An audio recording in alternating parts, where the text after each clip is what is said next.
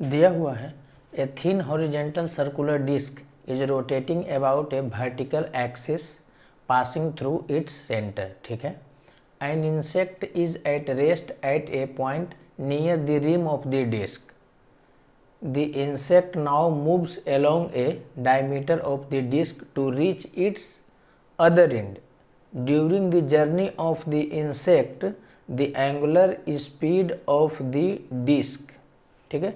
ये क्वेश्चन में बोल क्या रहा है कि एक डिस्क जो है वो वर्टिकल एक्सिस के अबाउट क्या हो रहा है, रोटेट हो रहा है, ठीक है। और इंड पर एक क्या है, इंसेक्ट है, ठीक है। तो बोल क्या रहा है कि इंसेक्ट जो है यहाँ पर शुरू में क्या था, रेस्ट में था इनिशियली। उसके बाद तो ये घूम रहा था डिस्क पूरा। उसके बाद क्या हुआ कि ये इंसेक्ट जो है वो इस डायरेक्शन में चलना स्टार्ट किया, ठीक है। वही बोल रहा है the insect now moves along a diameter of the disc to reach its other end, मतलब यहाँ से मूव कर करके ये अदर एंड तक है जो कि क्या होगा, पहुँचेगा। तो ये चीज़ तो आपको समझ में आ रहा होगा। इस ढंग का तो बहुत सारा चीज़ के कराया गया है कि कोई भी चीज़ रोटेट होवे और उस पर क्या हो, बॉडी चले या उससे टकराए तो हम लोग एंगुलर मोमेंटम कंजर्व करते हैं।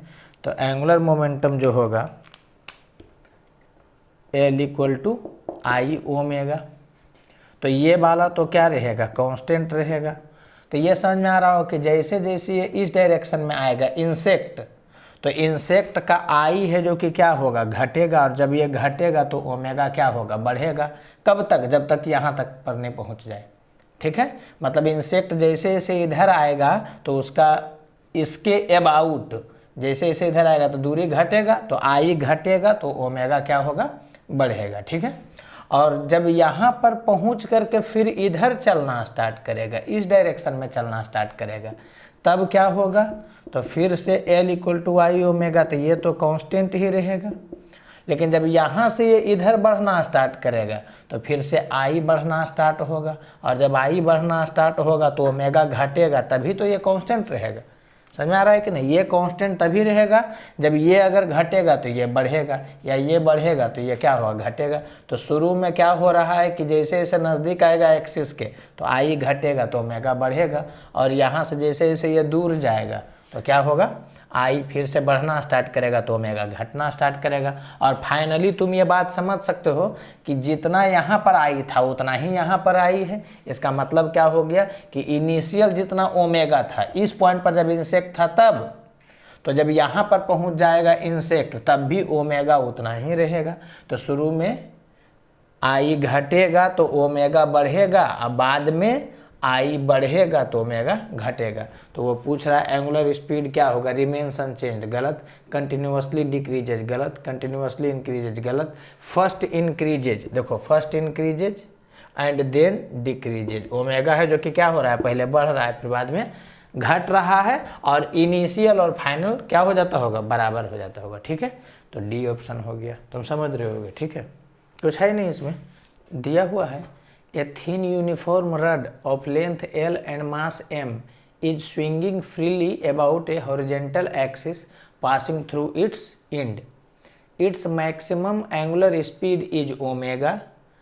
Its center of mass rises to a maximum height of, बोल क्या रहा है कि एक हॉरिजेंटल एक्सिस होगा और इससे जो है एक रड रोटेट कर रहा है, ठीक है,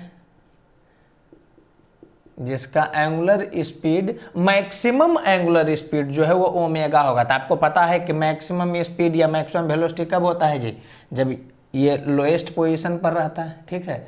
तो ये घूम रहा है ओमेगा से। जब इस जगह पर होगा तो ये नहीं बोला है कि ऐसे होगा तभी ओमेगा होगा, बस बोल रहा है क्या कि एक रड है जो हॉरिजॉन्टल एक्सिस के अबाउट क्या हो रहा है, रोटेट हो रहा है। तो हॉरिजॉन्टल एक्सिस के अबाउट जब रोटेट होगा तो मैक्सिमम स्पीड तो यहीं पर होगा, एंगुलर स्पीड। तो हम लोग यहाँ पर क्या दिखा दिए, ओमेगा दिखा दिए, ठीक है।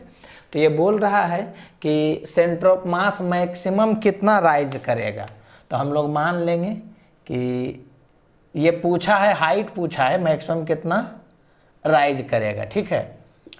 तो हम लोग मान लेंगे कि इसका सेंटर ऑफ मास यहाँ पर था ना, तो ये जो है सपोज दैट करो कि H राइज करेगा, H मैक्स, तो जब H मैक्स करेगा तो इस जगह पर तो ओमेगा 0 हो जाएगा। यहाँ पर समझ रहे होगे, यहाँ पर ओमेगा है, ठीक है, इसके आउट ओमेगा घूम रहा है, जैसे जैसे ऊपर जाएगा तो अर्थ नीचे खींचेगा तो ओमेगा घटेगा, घटते घटते 0 हो जाएगा, और उसके बाद नीचे आएगा। तो ये समझ में आ गया कि जिस समय इसका ओमेगा डैश 0 होगा उसी समय इसका सेंटर ऑफ मास क्या होगा, हाईएस्ट पॉइंट पर होगा। एक्चुअली हर पॉइंट अपना हाईएस्ट पॉइंट पर इसी समय में होगा।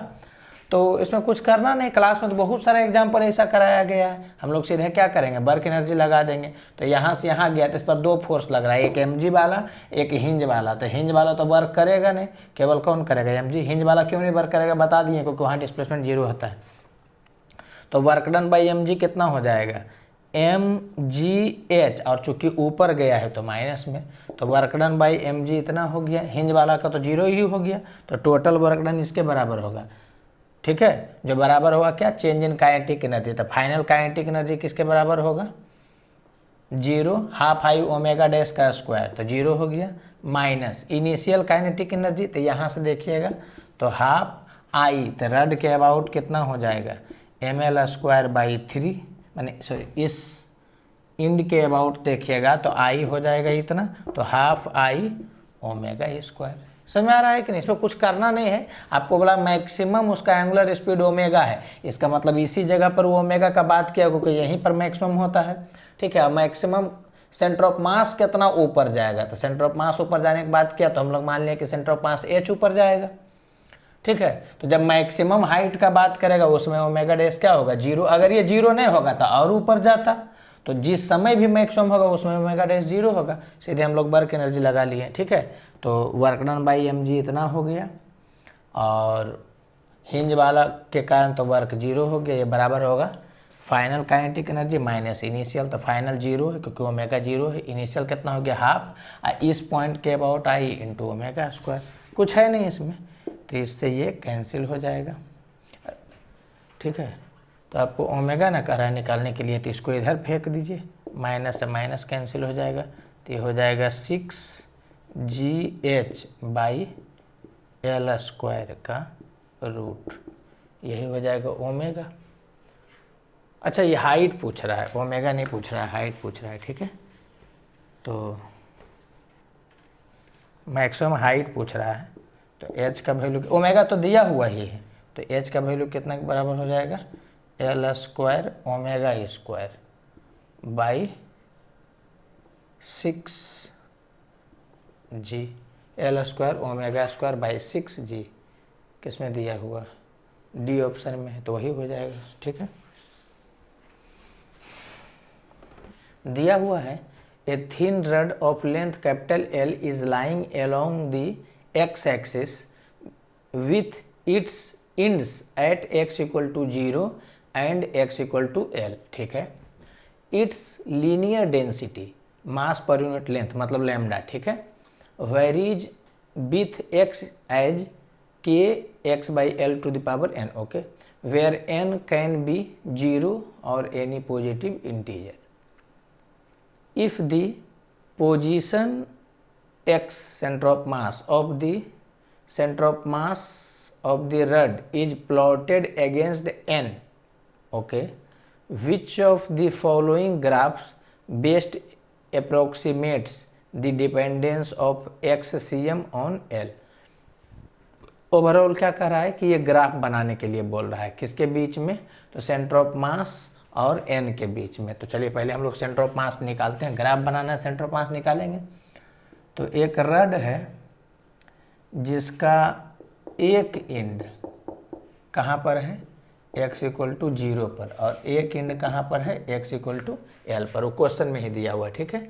और यहाँ से x दूरी पर कैसे वैरी कर रहा है लैम्डा वो दिया हुआ है। तो सेंटर ऑफ मास निकालने के लिए तो हम लोग बताए, मैंने क्लास में बताया ही गया था कि यहाँ से x दूरी चलिएगा और कितना पोर्शन लीजिएगा, dx पोर्शन लीजिएगा।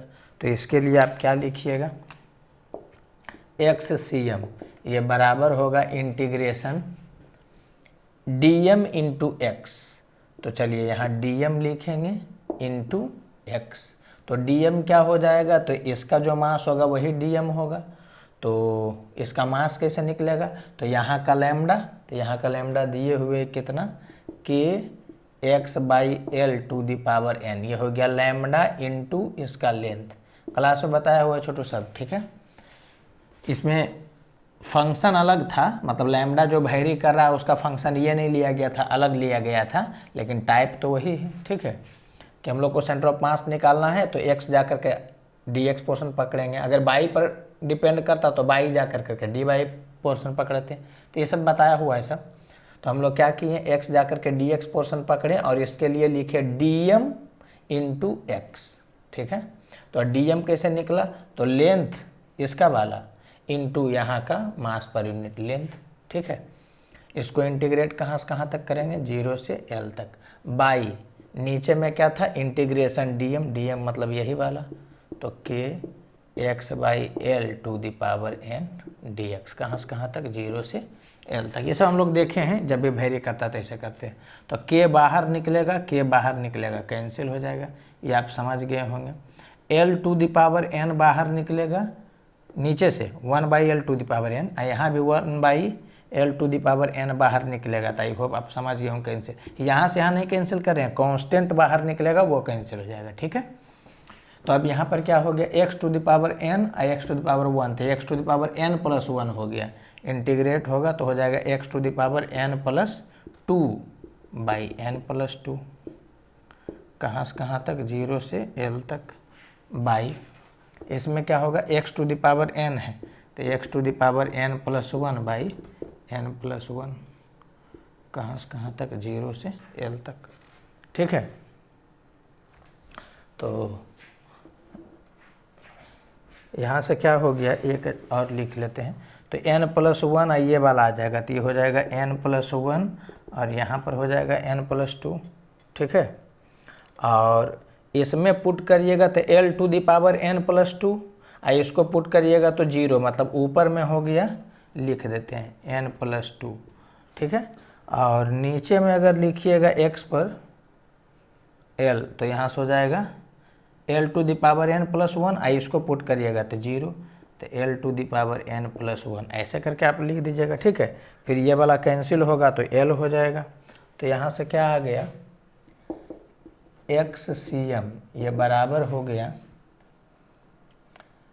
n plus 1/n plus 2 into l, ठीक है। तो आपको ग्राफ बनाना है XCM और n के बीच में, तो इसके जगह पर आप y पुट कर दीजिएगा और जो यहाँ पर लिखा हुआ उसके जगह पर x, तो ये हो गया x plus 1/x plus 2 into l, इसी का ग्राफ बनाना। तो ये तो कांस्टेंट हो गया, ठीक है। तो ग्राफ बनाना है तो इसको कैसे करिएगा जी, तो बताए थे ना कि इसको बराबर कर देते थे, यहाँ x प्लस 2 माइनस 1 हो जाएगा, इसको ऐसे लिख देंगे x प्लस 2 माइनस 1, इस ढंग का कराए हैं जब लीनियर रहता है तो इसको x प्लस 2, देखो अभी भी नहीं बदला है लेकिन बताए थे। तो y इक्वल टू, अब ये वाला होगा तो कितना हो जाएगा 1 ऐसे करके माइनस 1/x प्लस 2, ठीक है, इतना इंटू, ये तो ऐसे ही है, ठीक है। तो इसका ग्राफ देख लीजिए आप। तो x को आप क्या करिएगा, 0 पुट करिएगा, तो 0 पुट करिएगा x को, तो हो जाएगा कितना 1 माइनस 1/2, तो 1/2 इंटू l, मैंने l/2। हम ये आपके लिए बता रहे हैं, अदरवाइज आप कॉनकेव अपवार्ड कॉनकेव डाउनवार्ड किसी भी ढंग से आप देख सकते हैं, ठीक है। तो ये तो समझ में आ गया होगा कि x को अगर आप 0 पुट करिएगा तो ये 1/2, तो इसका मतलब y का वैल्यू l/2 आ जाएगा, ठीक है। और अगर जो x को आप क्या पुट करिएगा, इन्फिनिटी पुट करिएगा, तो x को इन्फिनिटी पुट करिए तो ये हो गया 0, तो y का वैल्यू हो गया कितना l, x इन्फिनिटी पुट होगा तो 1/∞, तो ये 0 हो गया, तो ये हो गया l। तो ये तो समझ में आ गया कि x इक्वल टू 0 पर y का वैल्यू कितना होना चाहिए, l/2, और x इक्वल टू इन्फिनिटी पर y कितना होना चाहिए, l। तो ये कांस्टेंट बता रहा है, गलत हो गया, और ये उल्टा बता रहा है, x इक्वल टू 0 पर y का वैल्यू l/2 है, ये दिया x इक्वल टू 0 पर l, तो ये गलत हो गया, ठीक है, तो ये दोनों गलत हो गया। x इक्वल टू 0 पर ये L/2 है और x इक्वल टू इन्फिनिटी पर ये L है, इसमें भी वही है। तो इस दोनों में क्या कंडीशन है, तो इस दोनों में आप ये देख सकते हैं कि इसमें स्लोप कंटिन्यूअसली डिक्रीज किया है और इसमें क्या है कि स्लोप पहले इंक्रीज किया फिर डिक्रीज किया। तो स्लोप हम लोग देख लेते हैं, ठीक है। तो स्लोप अगर देखिएगा आप,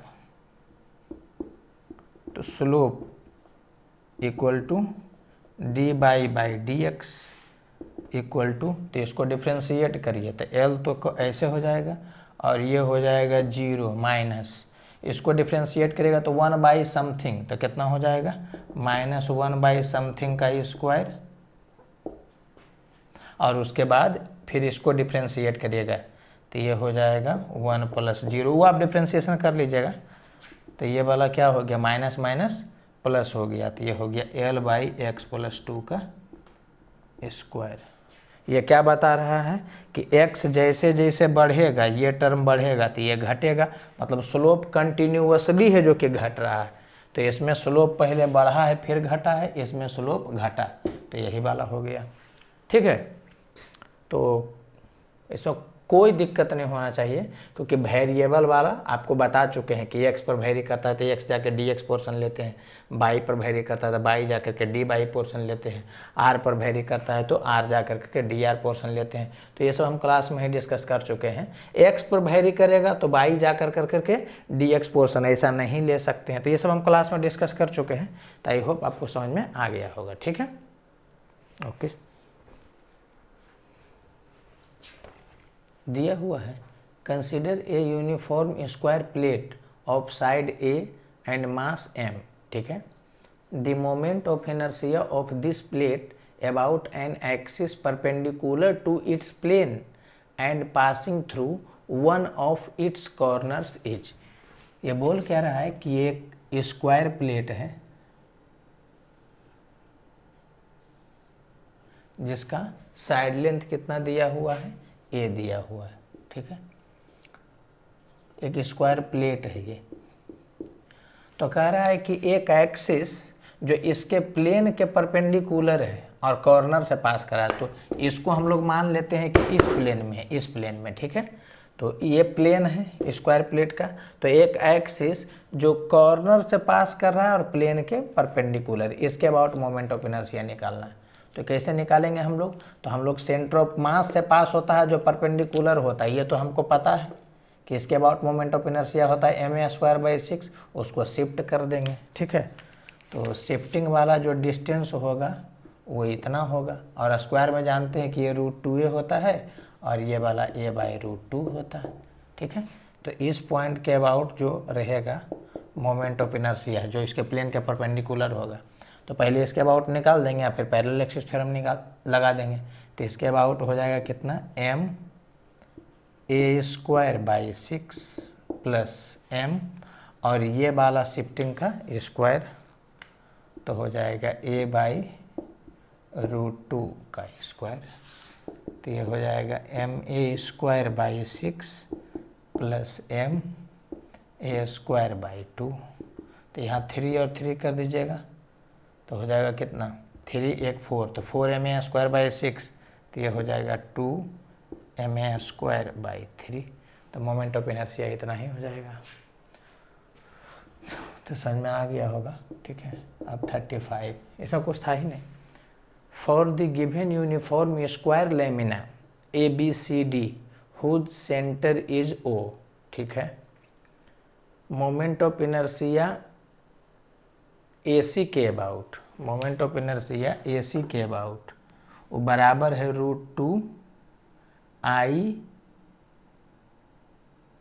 मैंने मोमेंट ऑफ इनर्शिया EF के अबाउट जो है ना उसका √2 टाइम्स है AC के। नहीं, ये तो गलत है, आपको स्क्वायर प्लेट में बताए थे, यही तो एक खासियत होता है स्क्वायर प्लेट में कि सेंटर से पास होगा, तो आप ऐसे देखिए, ऐसे देखिए, ऐसे देखिए, ऐसे देखिए, सेंटर से पास होगा तो उसके प्लेन में किसी भी एक्सिस के अबाउट मोमेंट ऑफ इनर्शिया बराबर होता है। तो कह रहा है कि AC के अबाउट जो मोमेंट ऑफ इनर्शिया है, ठीक है, वो √2 टाइम्स है किसके, EF के अबाउट। तो गलत हो गया, इसके अबाउट और इसके अबाउट बराबर होगा मोमेंट ऑफ इनर्शिया, तो ये गलत हो गया।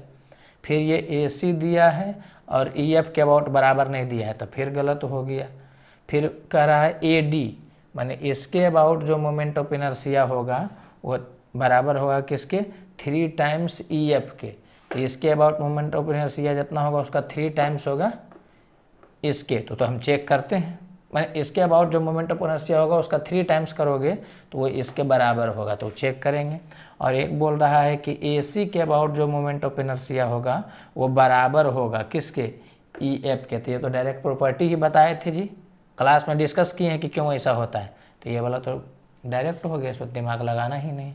तो ये सही हो गया, ये गलत है, ये गलत है, तो पता चल गया ये सही है, ठीक है। एक ही सही होना है तो यही हो गया, इसका मतलब ये भी गलत होगा। वो हम चेक करके दिखाते हैं कि ये गलत होगा, लेकिन ये तो समझ में आ गया ना कि ये बराबर है। तो ये क्लास में हम बताए थे कि सेंटर से पास करेगा कोई भी एक्सिस, उसके प्लेन में जो रहेगा, प्लेन में रहना चाहिए और सेंटर से पास होना चाहिए स्क्वायर के।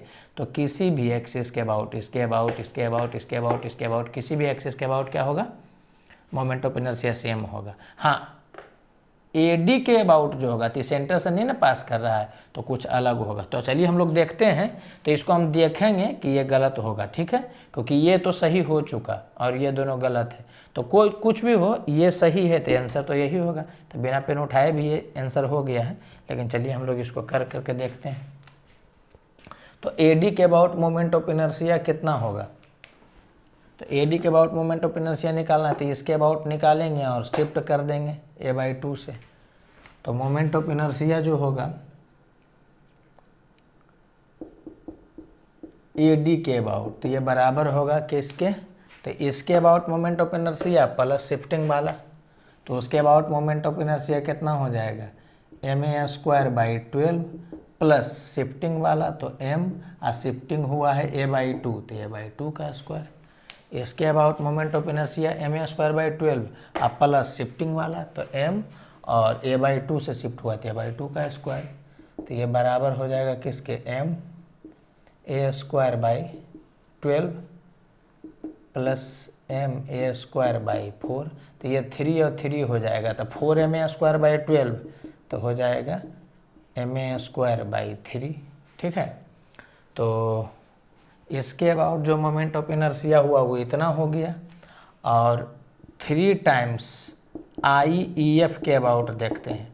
तो 3 × EF के अबाउट मोमेंट ऑफ इनर्शिया, तो ये बराबर हो जाएगा ma²/12 के, तो 4, तो हो गया ma²/4। तो AD के अबाउट मोमेंट ऑफ इनर्शिया इतना आया, और 3 टाइम्स EF जो है वो इतना आया, तो ये दोनों बराबर नहीं है, तो ये गलत है। गलत होना भी था क्योंकि यही तो सही है, ठीक है, एक ही सही होना है। ऐसा तो नहीं कि more than one choice correct है, तब तो हम लोग सोचते भी, तब तो इसको देखना ज़रूरी होता। सिंगल चॉइस है तो अगर ये कन्फर्म सही है तो फिर इसके देखने की ज़रूरत नहीं। लेकिन चलिए हम आपको करके दिखाएं, ठीक है। तो ये गलत, ये गलत, ये भी गलत, ये वाला सही है। ये कैसे सही हुआ, तो क्लास में कर करके आपको बताए हैं कि पहले सिमेट्रिसिटी से परपेंडिकुलर एक्सिस थ्योरम से देख लगाते हैं, फिर उसको 2 भाग में तोड़ करके करते हैं, वो सब क्लास में हम कर चुके हैं, ठीक है। तो आई होप आपका क्लियर हो गई है।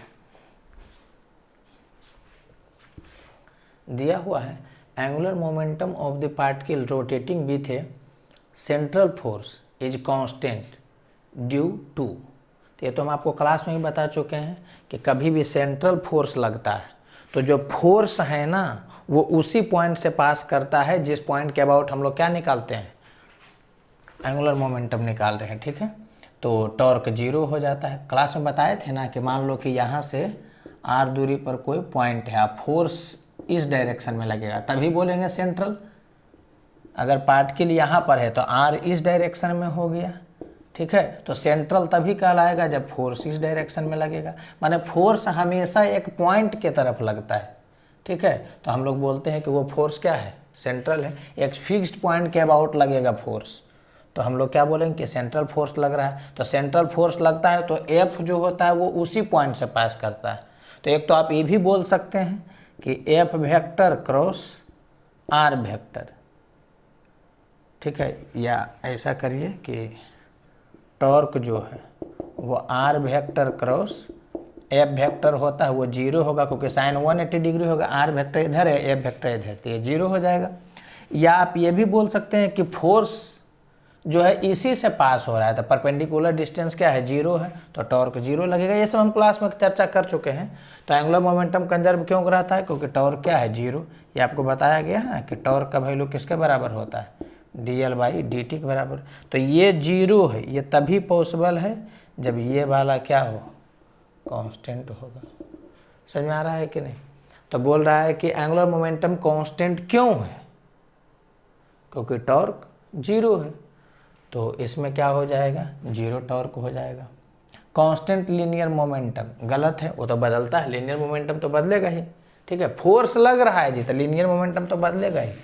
एफ का वैल्यू किसके बराबर होगा, dp/dt। तो ये वाला जीरो नहीं है, ये लग रहा है, तो हर हालत में जो ये वाला होगा वो क्या होगा, मतलब p चेंज होगा, dp का वैल्यू कुछ ना कुछ होगा, dp है जो फाइनाइट होगा। सब क्लास में हम कर चुके हैं, ठीक है।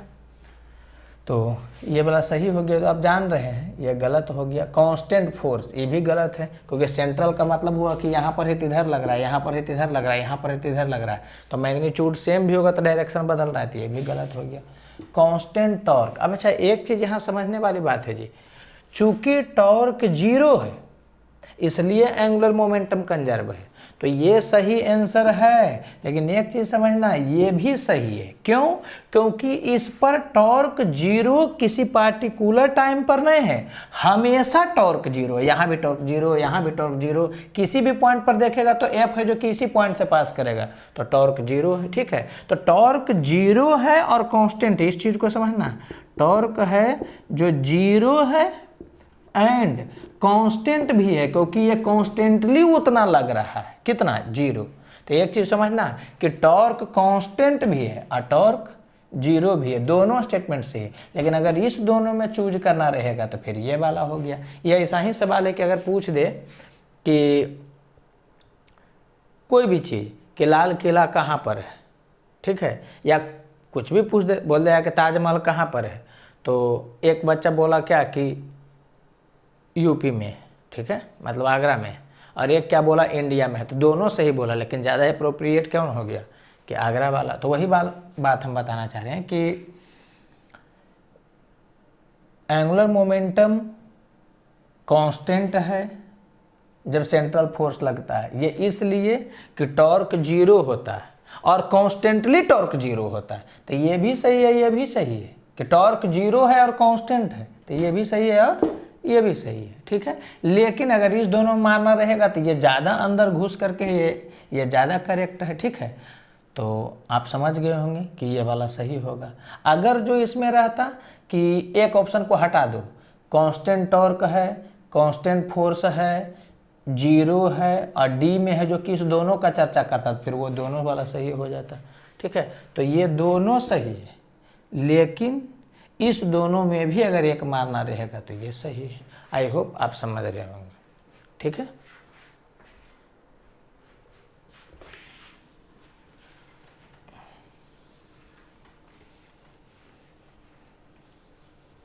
एक बताए थे ना ऐसा ही कि जो SHM है वो ऑसिलेटरी भी है, तो अगर SHM ऑसिलेटरी मारना रहेगा तो हम लोग क्या मारेंगे, SHM मारेंगे। लेकिन अगर एक ऑप्शन में दिया है कि SHM भी है और ऑसिलेटरी भी है, तो अगर SHM है तो ऑसिलेटरी भी हो गया, तब तो फिर दोनों सही हो गया। इसी ढंग का हम करवाए थे, आपको याद होगा। SHM में दिया हुआ है around uniform body of radius capital R, mass capital M and moment of inertia capital I rolls down without slipping an inclined plane making an angle theta with the horizontal, ठीक है। then its acceleration is, इसको calculate करने की ज़रूरत नहीं, direct result याद रखा जाता है कि एक्सेलरेशन कितना होता है, g sin theta by 1 + I/mr², ठीक है। तो g sin theta by 1 + I/mr², तो ये नहीं है, वही वाला है, देखो मैच कर गया तो बी हो गया। तो इसमें कैसे आया है वो क्लास में बताया गया है, डायरेक्ट आपको रिजल्ट याद रखना होता है, बी है। फिर दिया हुआ है a uniform disc of radius capital R is removed from a bigger circular disc of radius 2r such that the circumferences of the disc coincide, ठीक है। The centre of mass of the new disc is alpha by R from the centre of the bigger disc. Okay, the value of alpha is, ये बोल कह रहा है कि एक disc है बड़ा सा, ठीक है, और ये इसका सेंटर होगा, ये डिस्क है, और बोल रहा है कि इसका रेडियस कितना है, तो इसका रेडियस जो है वो 2r के बराबर है, ठीक है। फिर बोल रहा है कि इससे एक r रेडियस का डिस्क को क्या किया गया है, रिमूव किया गया है, ठीक है। और बोल रहा है कि जिसको रिमूव किया गया बड़ा वाला का जो सर्कमफेरेंस है वो कोइंसाइड करता है। तो ऐसा निकाला गया, क्लास में इस तरह का प्रॉब्लम कराए हुए हैं कि दोनों का सर्कमफेरेंस एक जगह पर है, तो कुछ ऐसा होगा। देखिए सर्कमफेरेंस कोइंसाइड किया गया, तो इसको है जो कि क्या कर दिया गया, निकाल दिया गया, ठीक है। ये वाला था, इसको कट करके निकाल दिया गया है, और इसका रेडियस जो है वो कितना है, r है। और सवाल में ही दिया हुआ है कि the centre of mass of the new disc is alpha by R from the centre of the bigger disc, माने इसको काट करके हटा लीजिएगा तो जो बाकी डिस्क बचेगा उसका सेंटर ऑफ मास है जो कि बड़े वाले के सेंटर ऑफ मास से इतना दूरी पर है, अल्फा बाई आर दूरी पर है। तो अब बताइए कि अल्फा का वैल्यू कितना है। बहुत ढंग से बताया गया है। एक तो बताया गया कि प्लस माइनस भर दीजिए, और उसके बाद है जो कि क्या करिए, कैलकुलेट करिए, जो बुक में दिया हुआ आता है लंबा हो जाता है, ठीक है। इसमें हम लोग डायरेक्ट सोचेंगे कैसे जी, कि अगर इसका मास m है छोटा वाला का, तो इसके रेडियस के रिस्पेक्ट में इसका रेडियस 2 टाइम्स है, तो मास तो 4 टाइम्स होगा, तो टोटल का मास कितना हो जाएगा, 4 टाइम्स। तो मास ऑफ बिगर डिस्क ये कितना हो जाएगा, 4 टाइम्स हो जाएगा। तब तो जो रिमेनिंग पोर्शन है, मास ऑफ रिमेनिंग पोर्शन, ये किसके बराबर हो जाएगा, 3m के, ठीक है। ये हम आपको पहले भी क्लास में बता चुके हैं। बहुत सारा सवाल ऐसा बनाए हैं कि हम लोग जब भी कट करके निकालेंगे तो सबसे स्मार्टेस्ट मेथड क्या होता है कि छोटा वाला का मास मान लेना, और उसके रिस्पेक्ट में जितना एरिया प्रोपोर्शनल होगा उसी के अबाउट मास हो जाएगा। अगर 3D होगा तो वॉल्यूम, ये सब क्लास में कर चुके हैं, ठीक है। तो इसके रिस्पेक्ट में इसका रेडियस डबल है टोटल का, तो मास जो होगा कितना होगा, डबल का स्क्वायर, क्योंकि ये 2D है तो 4m हो गया। तो 4m टोटल का है जिसमें इसका m है, तो रिमेनिंग का कितना हो गया, 3m। ये सब क्लास में हम बता चुके हैं, ठीक है। और ये भी बताए थे कि नेट सेंटर ऑफ मास यहाँ पर है और एक का सेंटर ऑफ मास यहाँ पर है, तो इसका मतलब दूसरा का सेंटर ऑफ मास यहाँ पर होगा। ये सेंटर ऑफ मास रिमेनिंग वाला हो गया, और ये वाला सेंटर ऑफ मास इसका है। तो क्लास में बताए थे ना कि एक नेट सेंटर ऑफ मास यहाँ पर है, ये वाला सब क्लास में हम बताए हुए हैं, इसलिए हम बहुत ज़्यादा यहाँ चर्चा करेंगे नहीं। तो नेट सेंटर ऑफ मास यहाँ पे है और इसका सेंटर ऑफ मास यहाँ पर है, तो एक बॉडी का सेंटर ऑफ मास यहाँ है और नेट यहाँ पर है, तो फिक्स है कि जो बचा हुआ वाला है उसका इसी लाइन पर है, अब इससे इधर होगा, क्योंकि दो बॉडी का नेट सेंटर ऑफ मास उसके बीच में होता है। क्लास में हम सब कुछ चर्चा कर चुके हैं, और ये भी हम आपको बता चुके थे कि ये अगर x1 है और ये क्या है, x2 है, तो m1 x1 बराबर होता है m2 x2 के। क्लास में हम कर चुके हैं, ठीक है। तो इसका मास रिमेनिंग वाला का कितना था, 3m था, तो m1 इंटू x1 ये बराबर हो जाएगा किसके, तो इसका मास हो गया m2 जिसको m बोल रहे हैं, इंटू x2। तो ये समझना, ये 2r है और ये वाला r है, ये टोटल 2r है, सर्कमफेरेंस से सटा हुआ तो ये r है, इसका मतलब x2 का वैल्यू r है, तो ये r हो गया। बहुत बार किए हम लोग क्लास में इस ढंग से। तो x1 का वैल्यू कितना हो गया, r/3, और वो बोल रहा है कि रिमेनिंग वाला का सेंटर जो है कितना दूर पर है, तो यहाँ से α/r दूरी पर है। हम लोग का निकला कितना, r/3, इसका मतलब यही किसके बराबर है, α/r के बराबर है। तो यहाँ से तो अल्फ़ा का वैल्यू निकलेगा ही नहीं, इसका मतलब यहाँ गलत दे दिया, यहाँ गलत दिया, यहाँ अल्फा बाई आर नहीं होगा, आई होप अल्फा आर होगा, ठीक है। डायमेंशनली भी गलत लग रहा है, तो इसका मतलब क्योंकि अल्फा बाई आर कर दीजिएगा, अगर आप ऐसा करिएगा तो हो जाएगा कितना, अल्फा का वैल्यू हो जाएगा r²/3, जो है ही नहीं ऑप्शन में, ठीक है। तो इसका मतलब आई होप हम समझते हैं कि ये वाला लगता है गलती से दे दिया, ये नहीं होगा। तो अगर अल्फा आर होगा, तो अगर ये वाला किसके बराबर होगा, अल्फा आर के, तो ये कैंसिल हो जाएगा, तो अल्फा का वैल्यू 1/3 होगा। तो देखिए कोई ना कोई ऑप्शन मैच कर जा रहा है, ठीक है। इसका मतलब ये वाला गलती से दिया हुआ, ये अल्फा बाई आर नहीं, ये कितना है, अल्फा आर। तो अल्फा, अगर अल्फा बाई आर रहता तो जो आता वो किसी ऑप्शन में दिखिए नहीं रहा है आपको। तो आई होप आप समझ गए। अरे इसको बिना पेन चलाए भी कोई सोच सकता है, क्लास में हम बता चुके हैं कैसे सोचेगा कि इसका मास अगर m है तो रेडियस है डबल, तो मास हो गया 4 टाइम्स, तो इसका मतलब ये वाला मास हो गया 4m - m, मैंने 3m हो गया इसका मास। तो कैसे देखेगा कि इसके रिस्पेक्ट में इसका डिस्टेंस कितना है, सेंटर ऑफ मास का डिस्टेंस कितना है, r, ठीक है। तो इसके रिस्पेक्ट में इसका मास 3 टाइम्स है, तो डिस्टेंस 3 टाइम्स कम होगा, तो डायरेक्ट भी बोल सकता है कि ये वाला r/3 है, मैंने डायरेक्ट यहाँ पर पहुँच सकता है बिना पेन उठाए हुए। अब r/3 है तो वो बराबर करना, अल्फा वो गलती दिया हुआ है तो बराबर कर देगा अल्फा आर के, या ऐसे भी सोच लेगा कि r/3 है ये अल्फा आर, इसका मतलब 1/3 ही है अल्फा। तो किसी भी ढंग से करेगा, ठीक है। क्लास में जब बताया जाता है तो आप ध्यान दिए होंगे तो बच्चा टाइप का लग रहा होगा।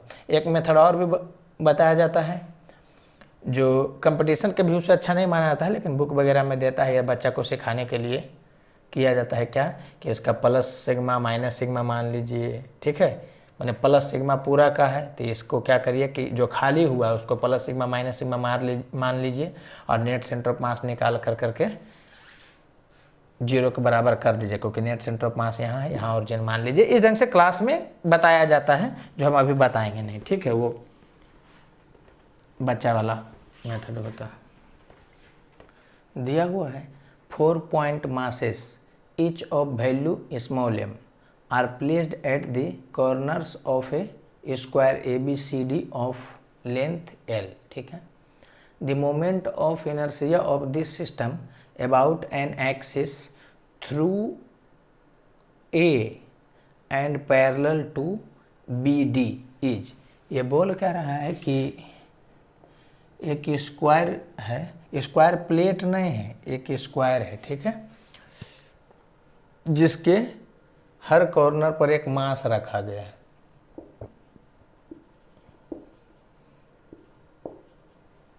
ठीक है। और साइड लेंथ जो है कितना है, L है। नाम दे दिया है ABCD, तो चलो हम दे देते हैं ABCD, ठीक है। तो कह रहा है मोमेंट ऑफ इनर्शिया बताइए पूरे सिस्टम का, A पॉइंट से पास कर रहा है, BD के पैरेलल है, तो B और D ये लाइन है, और A से पास कर रहा है, BD के पैरेलल है। तो ऐसे समझो कि BD वाला ये लाइन हो गया था, A से पास करे और BD के पैरेलल है, मतलब इसके अबाउट आपको क्या कह रहा है, मोमेंट ऑफ इनर्शिया कह रहा है निकालने के लिए, और इसके पैरेलल है, BD के पैरेलल है, इसका मतलब ये भी प्लेन में होगा। ये अगर प्लेन में है, BD वाला तो प्लेन में ही ना होगा जी इसके, और इसके पैरेलल है, इसका मतलब क्या हो गया कि ये भी इन द प्लेन है ऑफ ABCD, ठीक है।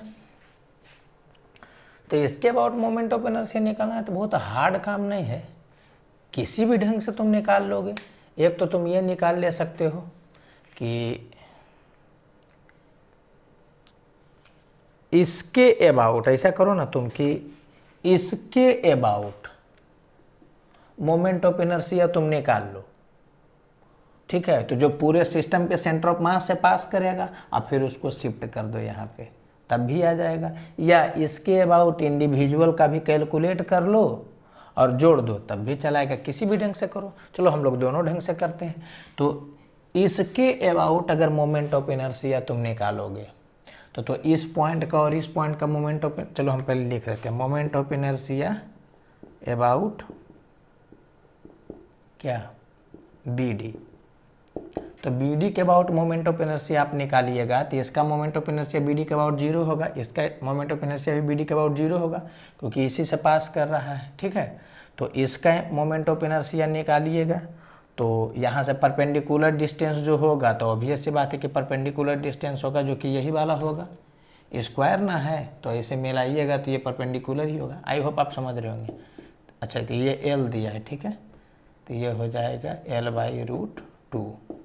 तो इसका मोमेंट ऑफ इनर्शिया इसके अबाउट देखोगे तो पॉइंट मास है तो हो जाएगा m, और इसका जो डिस्टेंस है तो डिस्टेंस तो यही है L/√2 का स्क्वायर।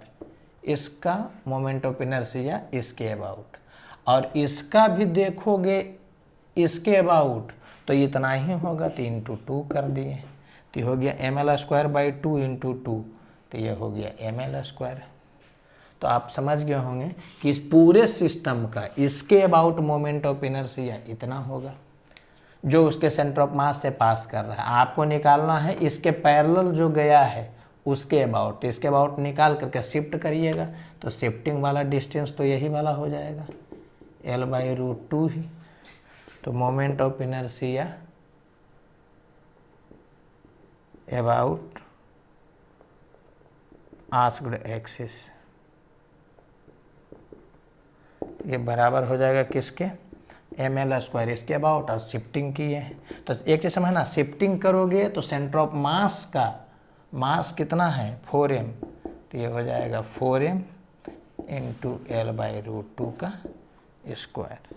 तो ये किसके बराबर हो जाएगा mL², 4m, ये हो जाएगा L²/2, तो ये हो गया 2, तो ये किसके बराबर हो गया 3mL² के बराबर। ठीक है, तो इस एक्सिस के अबाउट मोमेंट ऑफ इनर्शिया कितना हो गया, इतना हो गया। ये समझ में आया ना 4m कैसे, क्योंकि इसके अबाउट टोटल का moment of inertia centre of मास से जो पास करता है उसके about total moment of inertia निकाल दिए, और उसके बाद शिफ्ट कर रहे हैं तो टोटल मास को शिफ्ट एक तरह से कर रहे हैं। आई होप आप समझ रहे होंगे।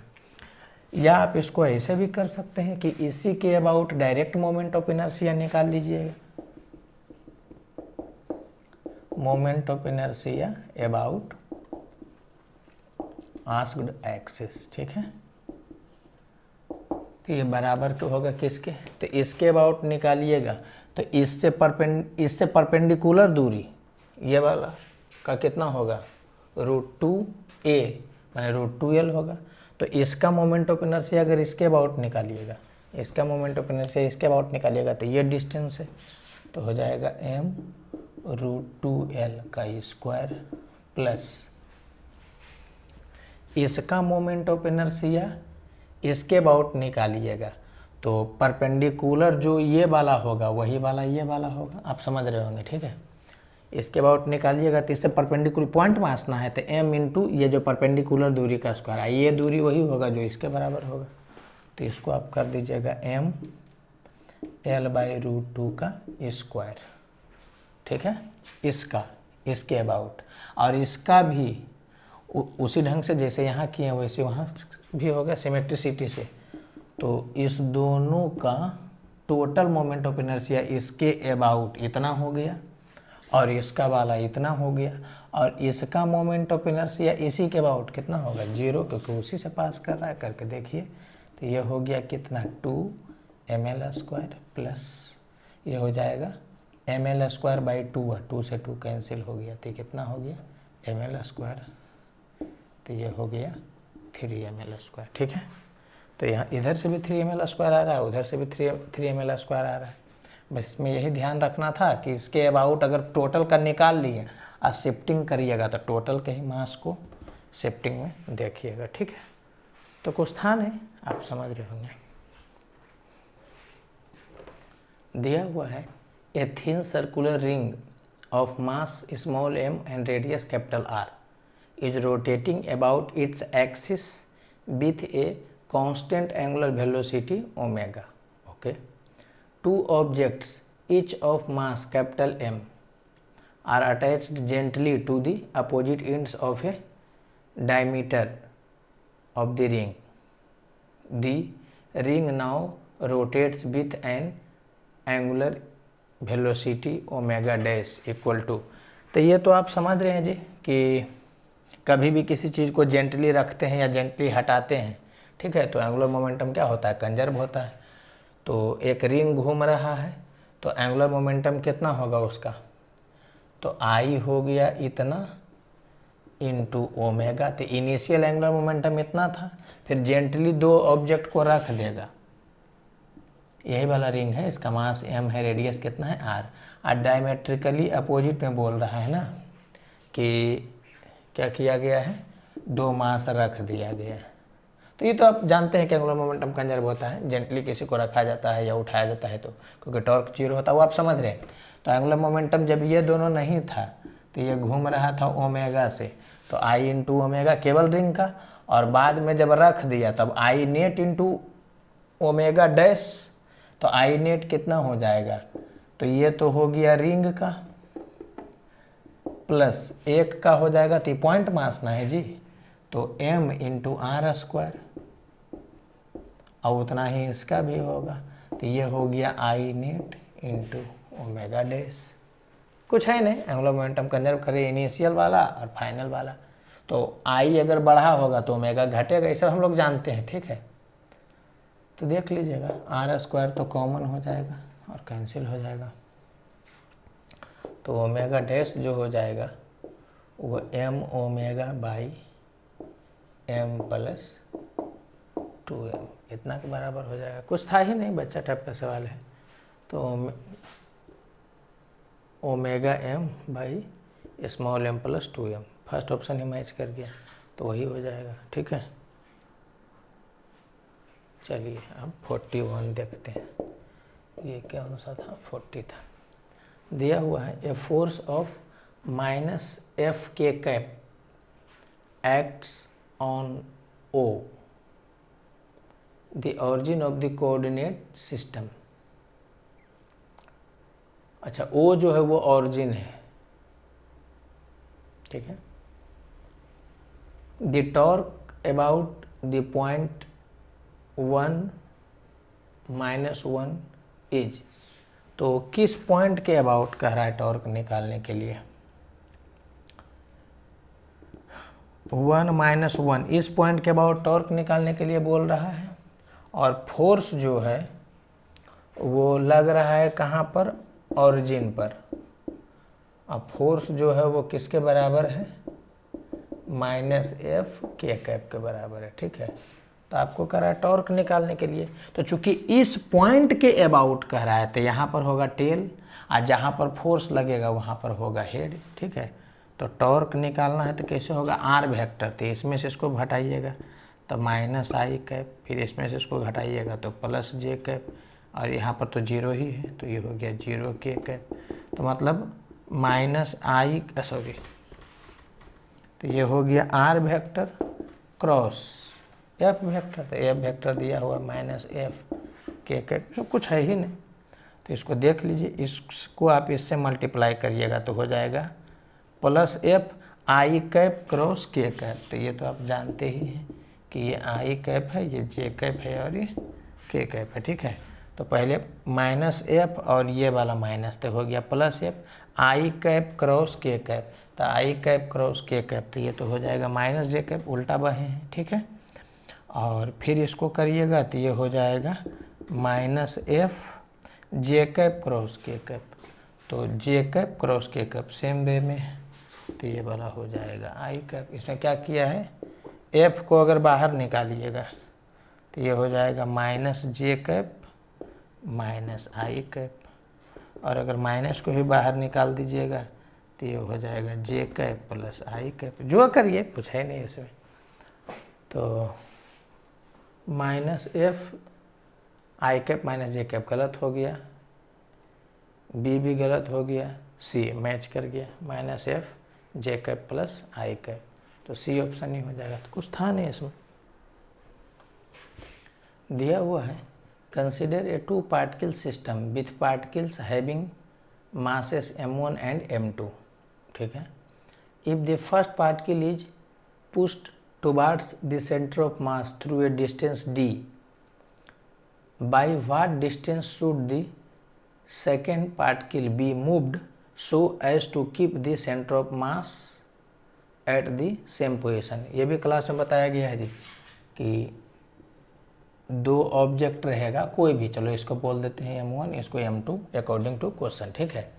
तो हम लोग को पता है कि सेंटर ऑफ मास मान लिया जाए किस में है, रेस्ट में है।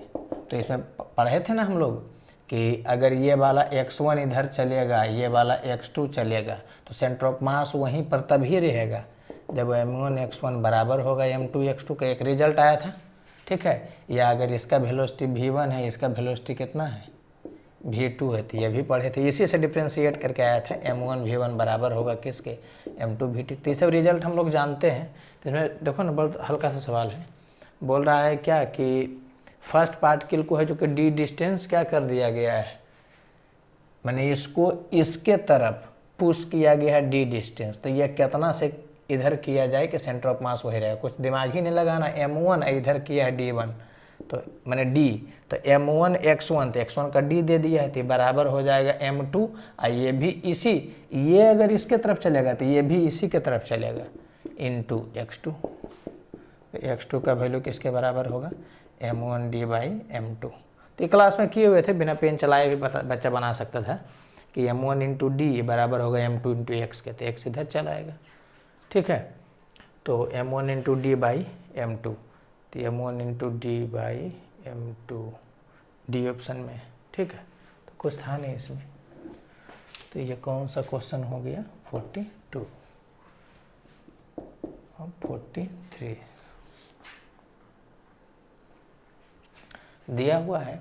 A T shaped object with dimensions shown in the figure is lying on a smooth floor, ठीक है। स्मूथ फ्लोर पर है जो कि रखा हुआ है, मतलब mg नॉर्मल बैलेंस कर रहा होगा अभी तत्काल। फिर बोल रहा है a force F vector is applied at the point P parallel to AB। अच्छा, AB के पैरेलल में फोर्स लग रहा है P पॉइंट पर, such that the object has only the translational motion without rotation, find the location of P with respect to C। तो ये जो लिखा हुआ है the object has only the translational motion without rotation, तो class में इसका चर्चा किए थे कि केवल ट्रांसलेशनल मोशन तभी होगा, मतलब रोटेशनल नहीं हो रहा है, केवल ट्रांसलेशनल मोशन तभी होगा जब फोर्स है जो कि उसके सेंटर ऑफ मास पर लग रहा होगा। तो आपको बोल रहा है कि केवल इसका ट्रांसलेशनल मोशन है, रोटेशनल मोशन नहीं है। इसका मतलब जो फोर्स लग रहा है वो सेंटर ऑफ मास पर लग रहा है, और ये बोल रहा है कि फोर्स P पॉइंट पर लग रहा है। इसका मतलब P पॉइंट ही है जो कि क्या है, सेंटर ऑफ मास है। तो आपको बोल रहा है कि P पॉइंट का लोकेशन बताइए इस पॉइंट के रिस्पेक्ट में। तो इसका ओवरऑल घुमा फिरा के ये बोल दिया कि सेंटर ऑफ मास का लोकेशन बताइए C पॉइंट के रिस्पेक्ट में। आप समझ रहे होंगे। तो ये दिया हुआ है, समझ में आया ना। वो ओवरऑल घुमा फिरा करके क्या बोला कि सेंटर ऑफ मास का लोकेशन बताओ C पॉइंट के रिस्पेक्ट में, मैंने C पॉइंट से कितना दूरी पर है। तो चलो इसको देखते हैं। तो इसका जो है लेंथ L दिए हुए हैं, और इसका जो लेंथ दिए हुए वो कितना दिए हुए हैं, 2L दिए हुए, ठीक है। ये A है, ये B है, और इस पॉइंट का नाम C है, और P जो है वो नेट सेंटर ऑफ मास है, मैंने एक तरह से इसे मानो ये इस P पर जो फोर्स लग रहा था, तो यही वाला क्या है, सेंटर ऑफ मास है। तो कैसे कैलकुलेट करेंगे, तो देखो दिया हुआ है A T shaped object with dimension shown, और बाकी कुछ चर्चा नहीं किया। इसका मतलब यूनिफॉर्म मानेंगे। जब यूनिफॉर्म मानेंगे तो इसका मास अगर m होगा तो समझ गए होंगे कि इसका जो मास होगा वो कितना होगा, 2m होगा, क्योंकि इसका लेंथ L है, इसका लेंथ 2L है, तो इसका मास m है, तो इसका मास कितना होगा, 2m, क्योंकि लैम्डा तो सेम है, नहीं देता है तो लैम्डा सेम मानते हैं, ठीक है। समझ में आ रहा है ना जी, कुछ है ना। इसका मास कितना हो जाएगा, तो लैम्डा इंटू एल, इसका मास कितना होगा, लैम्डा इंटू 2L, तो डबल हो गया। ऐसे भी सोच सकते हो फिजिकली कि यूनिफॉर्म है तो उसका मास m है तो इसका मास 2m है। तो कहने का सेंस क्या है कि इसका सेंटर ऑफ मास तो होगा इसके मिडिल पॉइंट पर, क्योंकि टी शेप्ड बोला है। तो टी में क्या होता है जी कि इसके मिडिल से ना ये वाला करते हैं, तो इसका सेंटर ऑफ मास होगा यहाँ पर, और इस पूरे का सेंटर ऑफ मास जो होगा वो कहाँ पर होगा, तो ये 2l है। तो क्या कहने का सेंस क्या हो गया कि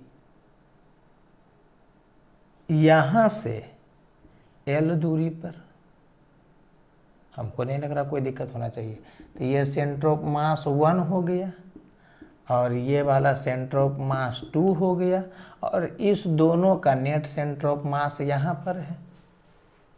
ठीक है, हम ऑरिजिन मान के भी कर सकते हैं, ऐसे कर दो, इसको x मानो, इसको y मानो और उसको डील करो, कर सकते हो, लेकिन फिजिकली भी सोच सकते हो। ठीक है, कि बड़ा बॉडी रहता है तो उसको समेट के उसके सेंटर ऑफ मास पर रख देते हैं, तब निकालते हैं। तो ये बड़ा बॉडी है तो इसको समेट के सेंटर ऑफ मास पर रख दो, और ये भी बड़ा बॉडी थी, इसको भी समेट के सेंटर ऑफ मास पर, इसका 2l है, इसका मतलब यहाँ से हाफ दूरी पर, माने l दूरी पर सेंटर ऑफ मास होगा।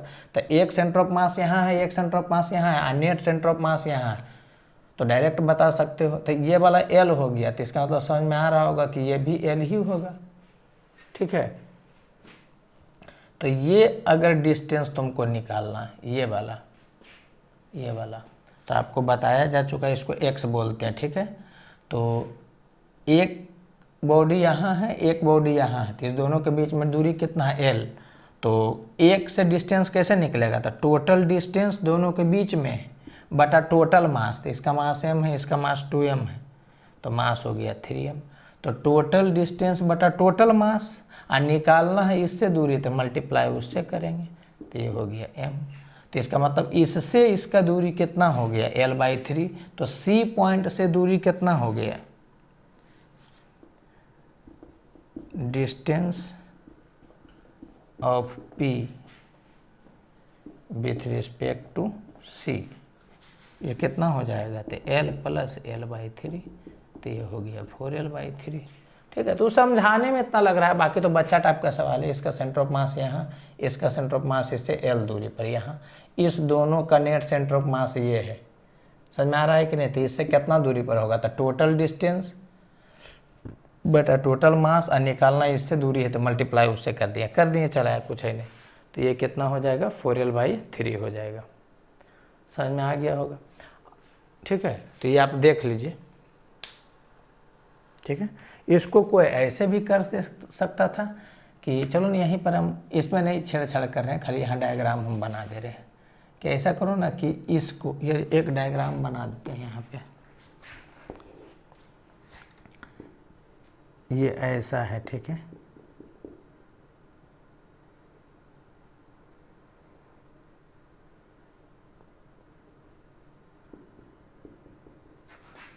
तो ऐसा भी कर सकते हो तुम कि इसको x बोल दो, इसको y बोल दो। ठीक है, इसी पॉइंट के अबाउट। आज तब नेट सेंटर ऑफ मास तुम निकाल दो, तो कैसे निकालोगे, तो xcm, ये r वेक्टर cm करो यार, जो करो यार, r वेक्टर cm, तो ये किसके बराबर होगा, तो इसका मास आई, इसका कोऑर्डिनेट तो 0 0 है, तो डायरेक्ट 0 हो जाएगा, प्लस इसका, सॉरी इसका अगर देखोगे तो इसको x माने, उसको y माने हो, तो इसका सेंटर ऑफ मास, इस रड का सेंटर ऑफ मास तो l दूरी पर होगा, तो कितना हो जाएगा देखो, तो इसका मास हो गया कितना 2m, और इसके रिस्पेक्ट में इसका पोजीशन जो होगा वो कितना हो जाएगा, तो x कोऑर्डिनेट तो 0 ही होगा, और y कोऑर्डिनेट हो जाएगा -l/j। ठीक है, तो इसके लिए तो हो गया m1 r1, प्लस इसके लिए हो गया कितना m2 r2 by m1 + m2, तो 3m, तो ये कैंसिल हो गया। तो यहाँ से हो गया कितना -2l/3 j, मतलब कहने का सेंस है 2l/3 -j। तो यहाँ से इसका distance, sorry net centre of मास का डिस्टेंस जो होगा वो कितना होगा, यहाँ से ये नेट सेंटर ऑफ मास हो गया, कितना दूरी पर हो गया 2l/3। तो आपको इस पॉइंट से पूछ रहा है, तो ये दूरी कितना हो जाएगा, तो ये टोटल 2l है, ये 2l/3 है, तो ये वाला हो जाएगा 2l - 2l/3। तो कहने का सेंस हो गया ये 4L/3। ठीक है, कैर कह जैसे करो यार वैसे ही हो जाएगा, तो कुछ था नहीं इसमें। दिया हुआ है a body A of mass capital M while falling vertically downwards under gravity breaks into two parts.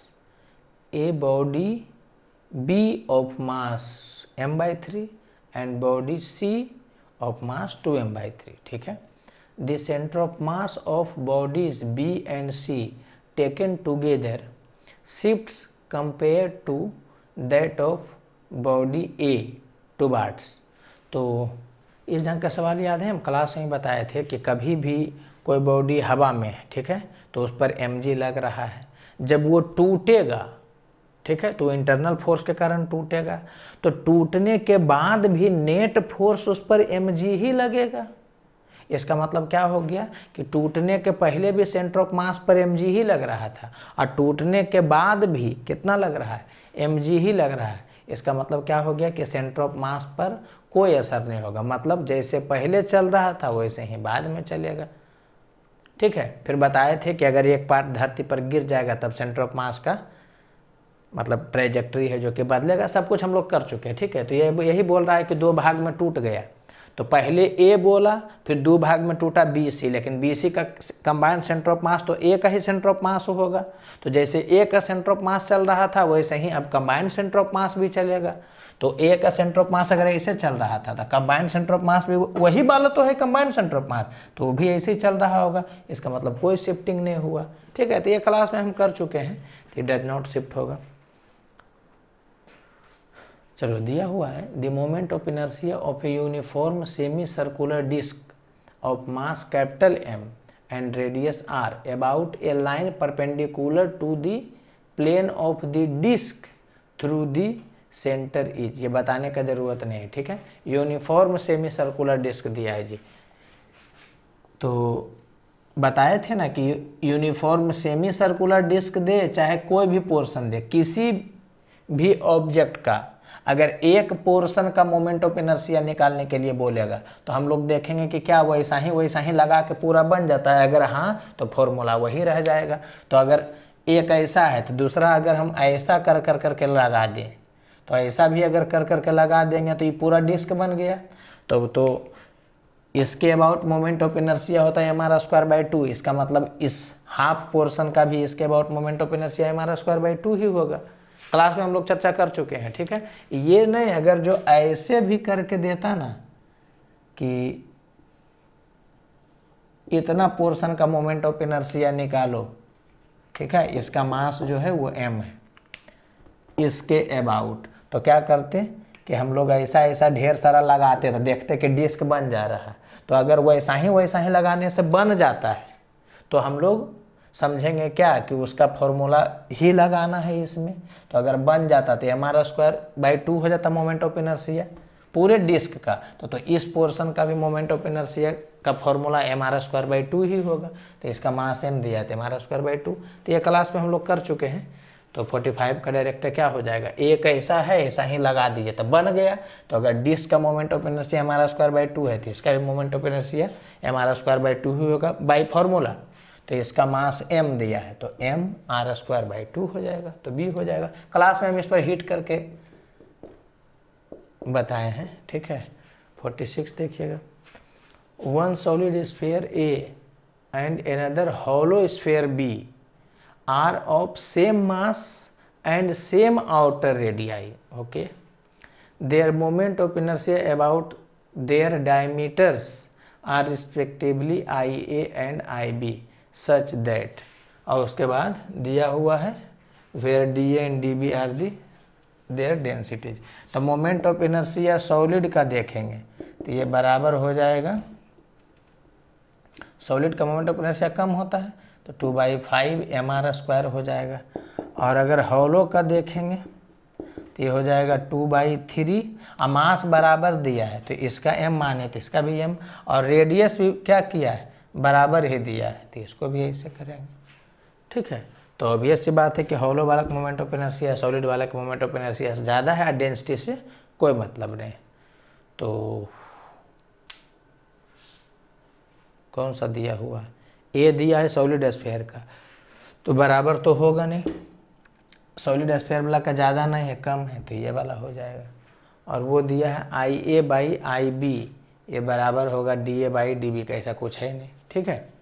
तो डायरेक्ट दिख रहा है, डेंसिटी में जाना ही नहीं है आपको, आउटर रेडियाई बराबर दे ही दिया है। आउटर रेडियाई बराबर दिया है मतलब हम ये मान ले रहे हैं कि क्या है, थिन है, ठीक है। अगर थिक भी रहेगा तो ये वाला फॉर्मूला नहीं लगेगा, फिर R1 और R2 के टर्म में लेगा, तब भी आपको पता चल जा रहा होगा, फिजिकली भी आपको पता चल जा रहा होगा। एक तो फॉर्मूला से बनाइए, दूसरा फिजिकली ही पता चल रहा होगा कि इसका टोटल मास में से कुछ पोर्शन यहाँ पर है, कुछ पोर्शन यहाँ भी है, ठीक है। और अगर जो ये इस टाइप का भी रहता, यहाँ तो हम थिन मान के बना दिए हैं क्योंकि इनर का बात नहीं किया था, मान लिए कि आउटर इनर एक हो गया।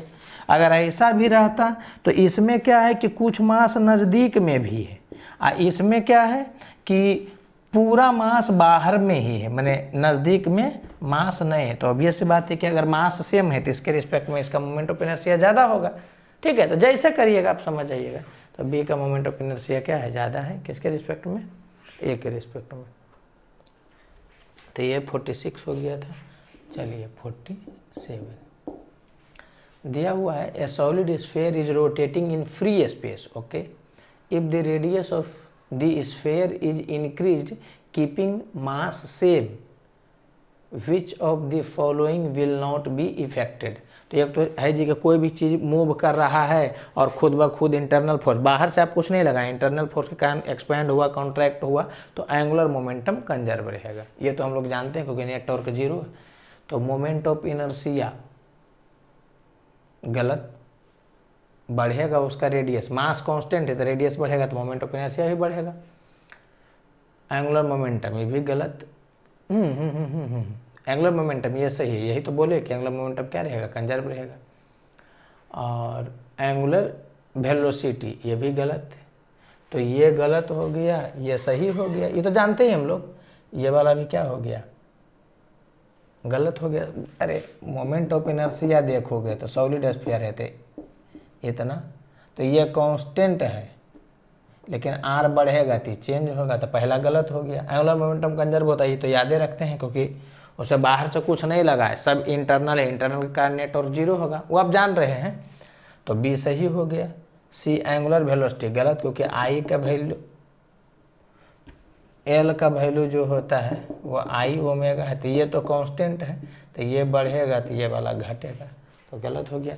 रोटेशनल काइनेटिक एनर्जी, तो रोटेशनल काइनेटिक एनर्जी जो होगा वो होगा किसके, हाफ आई ओमेगा स्क्वायर से बेहतर है, ये लगा लीजिए एल स्क्वायर बाई 2 आई, क्योंकि ये तो क्या हो गया, कांस्टेंट हो गया, तो ये बढ़ रहा है तो ये घटेगा टोटल। तो ये सब भी पूछ सकता था कि रोटेशनल काइनेटिक एनर्जी का क्या होगा, तो आप समझिएगा। ऐसे अगर आप लगा दीजिएगा हाफ आई ओमेगा स्क्वायर, तो ये बढ़ रहा है, ये वाला घट रहा है, थोड़ा डायलेमा टाइप का हो गया, ठीक है। तो इस ढंग से नहीं लगाइएगा, बेहतर है यही लगाइएगा। बताए थे ना, कभी भी फॉर्मूला लगाते हैं तो उसको लगाते हैं जिसमें एक टर्म कांस्टेंट हो।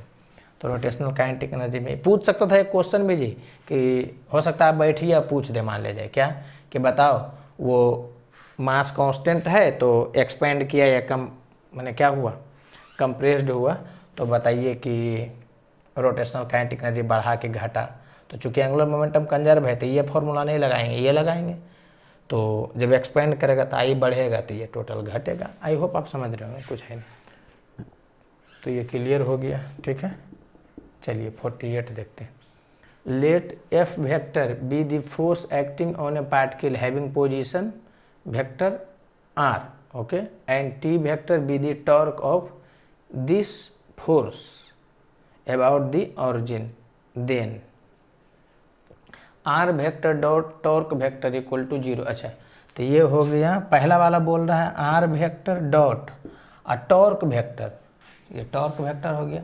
तो टॉर्क वेक्टर तो हो जाएगा R vector cross F vector. इसको तो वेक्टर में ही पढ़े थे कि 2 का क्रॉस और उसी में से किसी एक के साथ डॉट लेते हैं तो ये 0 होता है, तो ये तो 0 हो गया, तो ये तो सही है। इसको देखोगे तो एफ वेक्टर डॉट और टॉर्क को फिर से लिखोगे R vector cross F vector, तो इसका फिर से क्या मीनिंग हो गया कि 2 का क्रॉस है और इसी में से किसी एक के साथ डॉट है, तो ये भी 0 होगा। तो R vector dot T vector भी 0 होगा, मैंने R vector dot torque vector और ये है एफ वेक्टर डॉट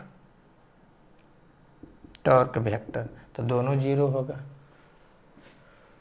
तो ये गलत हो गया क्योंकि यहाँ जीरो नहीं है, ये भी गलत हो गया क्योंकि यहाँ जीरो नहीं है, ये भी गलत हो गया क्योंकि दोनों जीरो नहीं है, ये जीरो है, ये जीरो है, तो डायरेक्ट डी ऑप्शन हो जाएगा। तो एक वेक्टर का प्रॉब्लम एक ओवरऑल है, ठीक है, तो कुछ है नहीं इसमें। दिया हुआ है ए particle performing uniform circular motion has angular momentum L, okay, if its angular frequency is doubled and its kinetic energy halved, then the new angular momentum is। तो आपको किसके किसके बारे में बात किया है? एंगुलर फ्रीक्वेंसी मतलब ओमेगा को क्या किया है, डबल किया है, और काइनेटिक एनर्जी को क्या कर दिया है,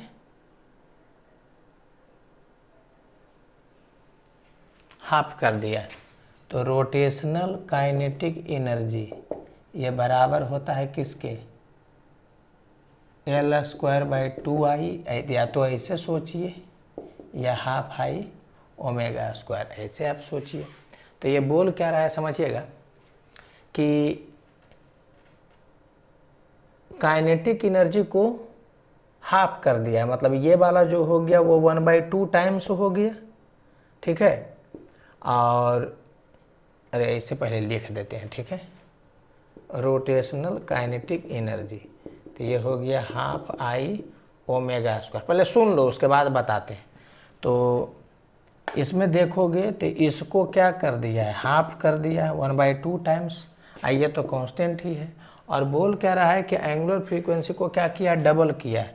तो इसको देखोगे तो आई को रहने दो, इसको डबल किया है तो इसका स्क्वायर हो जाएगा। तो ये तो समझ गए होगे कि ये इधर आएगा, तो मोमेंट ऑफ इनर्शिया 1/8 टाइम्स हो जाएगा, ठीक है। अब मोमेंट ऑफ इनर्शिया 1/8 टाइम्स हो गया तो तुम यहाँ से चलो एंगुलर मोमेंटम प्रोपोर्शनल इसको उधर करोगे तो हो जाएगा आई इंटू रोटेशनल काइनेटिक एनर्जी के। तो मोमेंट ऑफ इनर्शिया 1/8 टाइम्स हो गया, और रोटेशनल काइनेटिक एनर्जी के बारे में बोल रहा है क्या हो गया, हाफ हो गया। तो एल इसको इधर करोगे तो 1/18, तो इतना, इसका मतलब एल है जो 1/4 टाइम्स हो गया, ठीक है। तो एल फाइनल जो है वो किसके बराबर हो जाएगा, L/4 के। तो ये हो गया एक एज यूजुअल।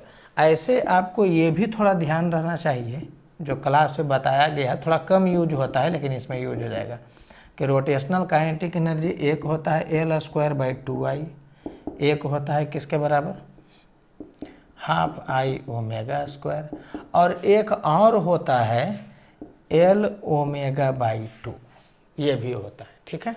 तो अगर वो ध्यान रहता है, ये वाला जो कम यूज होता है लेकिन यहाँ पर है जो कि यूज होगा क्योंकि डाटा वैसे दिया है। तो रोटेशनल काइनेटिक एनर्जी हो गया एल ओमेगा बाई 2।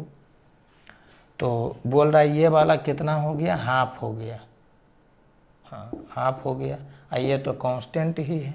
और आपको ओमेगा के बारे में क्या बोल रहा है कि डबल हो गया, तो ये इधर आएगा, मैंने ये वाला कितना हो गया, कट कर करके 2 टाइम्स हो गया। तो एल है जो कि इसको फेंकोगे तो 1/4 टाइम्स हो गया। तो ये वाला भी तुम यूज कर सकते हो आसानी के लिए। तो इसका मतलब क्या हो गया कि एल फाइनल किसके बराबर हो गया, L/4 के हो गया, ठीक है। इधर से थोड़ा सा आपको लगा होगा लेंदी टाइप का, तो आप देख लीजिए समझ में आया ना क्या बोल रहे हैं। ये वाला हाफ हो गया, ये तो कांस्टेंट ही है, ये बोल रहा है डबल है, तो यहाँ से पता चल गया मोमेंट ऑफ इनर्शिया 1/8 हो गया। मोमेंट ऑफ इनर्शिया 1/8 है, ये तो कांस्टेंट है। तो एल के बारे में पता चलना है तो इसको इधर फेंक करके आप डील कर लीजिएगा, कुछ है नहीं, ठीक है। ऐसे सबसे बेस्ट तरीका ये वाला था। ये दोनों यूज होता है बार बार, ये कभी कभी यूज होता है, वो डाटा देने से देखने से पता चल जाएगा आपको। जैसे नहीं कैपेसिटर में होता है क्या कि एनर्जी जो होता है हाफ CV² होता है या Q² बाई 2C, ये दोनों ज़्यादा यूज होता है। लेकिन 1/2 भी एक होता है जो कि कभी कभी यूज होता है। तो वैसे यहाँ पर है कि ये दोनों ज़्यादा यूज होता है, ये वाला कभी कभी यूज होता है, लेकिन यूज होता है, डाटा दिया हुआ है। तो ऐसे मैंने हम इसीलिए आपको पहले इधर से बताएं कि अगर ये नहीं भी ध्यान है तो ऐसा नहीं कि नहीं बनेगा, बन जाएगा, और ध्यान है तो तुरंत बन जाएगा। ठीक है,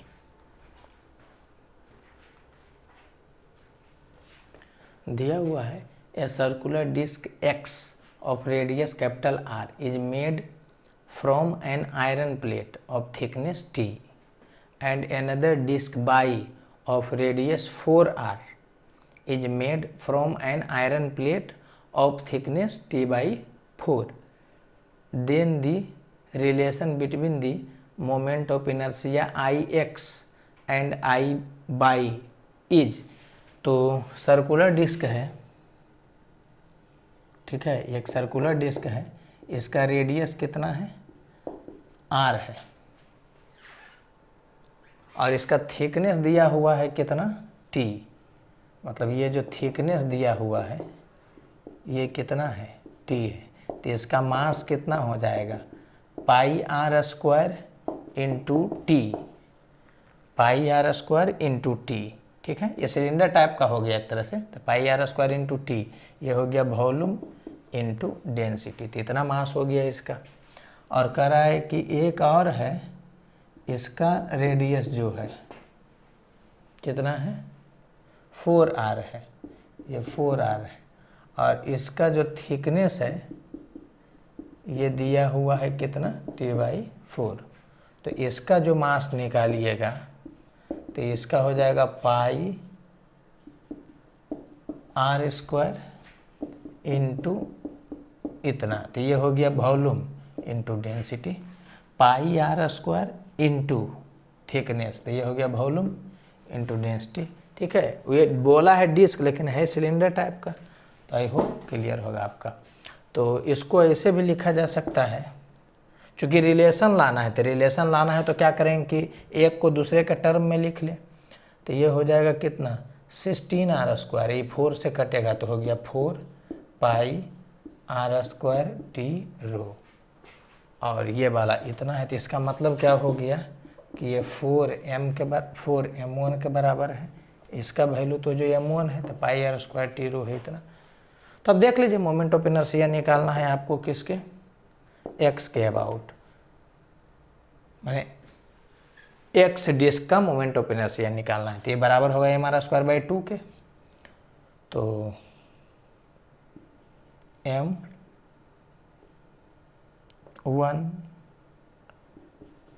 r²/2 और बाई वाला का हो जाएगा m, तो m हो जाएगा 4 इतना, r हो जाएगा 4r² /2 इतना हो गया। तो Ix/I कर लीजिए, ऐसे इतना करने की ज़रूरत नहीं, टाइम से भी कर सकते हैं, लेकिन चलिए। तो इसका रेशियो लीजिएगा, तो ये चलो लिख देते हैं यार। तो ये हो गया इतना /2 और ये वाला हो गया कितना, इससे ये कटेगा तो 2 हो गया, तो ये 2 को रहने दो, कट जाएगा। तो 16 चक्कर 64 इतना m1 r²/2, तो ये हो गया 1/64। तो Ix/I/, अच्छा वो रेशियो में नहीं दे रहा है, तो I/, इसको इधर फेंक दीजिए, इसको इधर फेंक दीजिए, तो 64Ix यही वाला हो जाएगा। तो I/, = 64Ix, डी ऑप्शन हो गया। ठीक है, ऐसे आप मास में रिलेशन ला लिए थे तो आप डायरेक्ट भी कर सकते थे, और भी ढंग से अगर इतना नहीं भी करना चाहते थे तो आप सिंपली ऐसे भी कर सकते थे कि मोमेंट ऑफ इनर्शिया जो होता वो mr²/2 होता। ठीक है, और मास को खोल देते, तो मास को खोल देते तो आता πr² into thickness volume into density r²/2। तो इसके हिसाब से आप क्या कर सकते थे कि जब दोनों केस का कंपेयर करिएगा तो ये कांस्टेंट, ये कांस्टेंट, ये कांस्टेंट, दोनों केस में तो ये सब तो कांस्टेंट है। तो मतलब कहने का अर्थ क्या है कि आई प्रोपोर्शनल हो जाता r⁴ इंटू टी के। तो पहले वाले के रिस्पेक्ट में दूसरे वाले का रेडियस 4 टाइम्स है तो इतना हो जाता, और पहले वाले के रिस्पेक्ट में दूसरे वाले का थिकनेस है जो कि कितना है, तो इसका t है उसका t/4 है तो 1/4 टाइम्स है तो इतना हो जाता।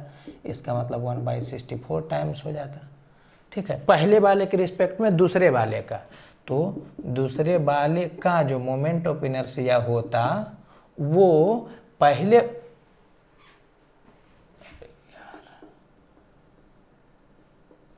64 टाइम्स हुआ था। ये कटेगा तो 1/64 नहीं 64 टाइम्स नहीं होगा। तो पहले वाले के रिस्पेक्ट में दूसरे वाले का मोमेंट ऑफ इनर्शिया 64 टाइम्स है, तो दूसरे वाला जो मोमेंट ऑफ इनर्शिया होगा वो 64 टाइम्स पहले वाले का, तो इतना हो जाएगा। तो इतना नहीं भी करते, अगर दिमाग चलता तो आप ऐसे करते तो ये बना ले सकते थे। ठीक है, तो डी ऑप्शन हो जाएगा। जैसे आप करिए,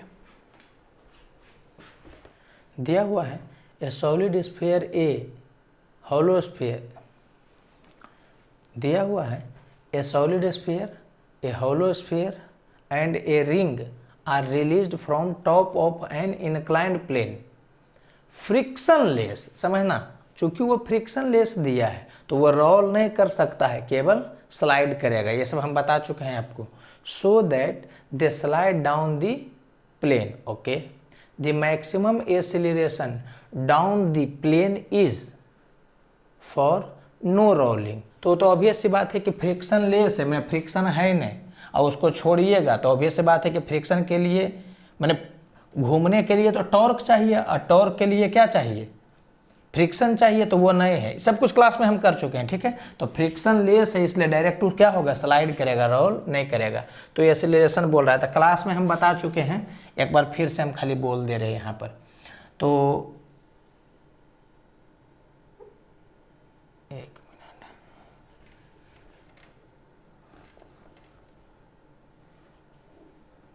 तो ये थीटा एंगल है। ठीक है, तो अगर ये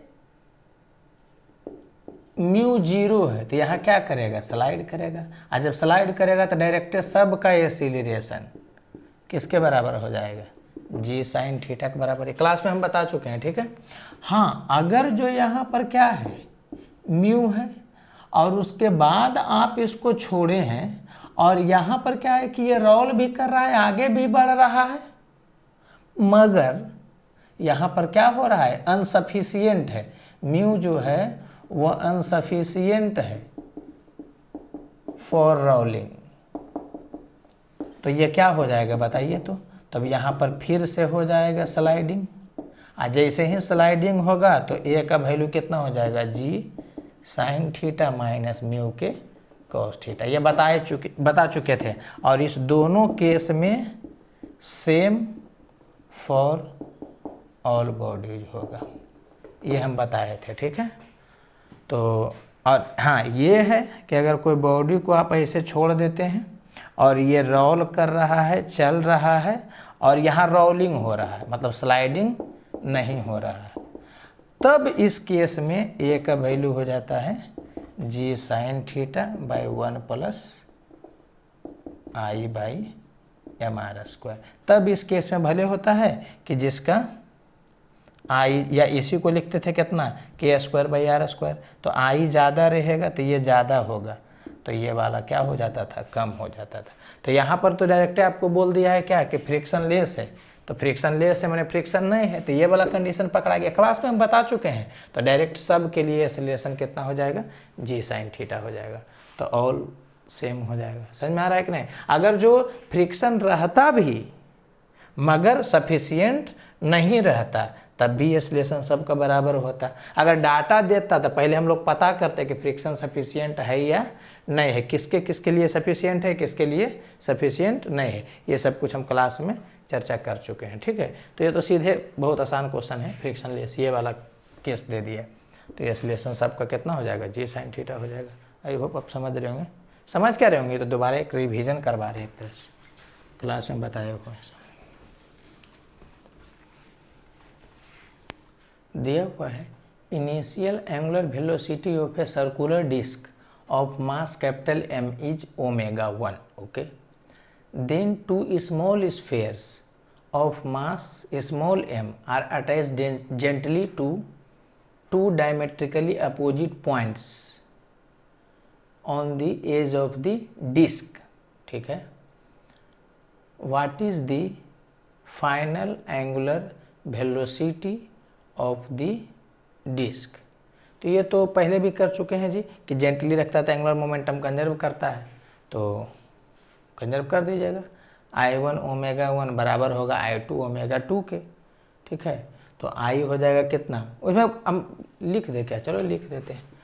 तो कितना हो जाएगा, शुरू में डिस्क है तो mr² 2 इंटू ओमेगा 1, शुरू में इतना होगा एंगुलर मोमेंटम, और उसके बाद जेंटली डायमेट्रिकली रखिएगा तो mr² 2 ये तो डिस्क का होगा, प्लस डायमेट्रिकली अपोजिट में अगर रख दीजिएगा तो सेंटर से r दूरी पर एक तरह से हो गया एक, तो कितना रखा गया, मास कितना है m, इस ढंग का कर चुके हैं, कुछ क्वेश्चन पहले ही देख लीजिएगा।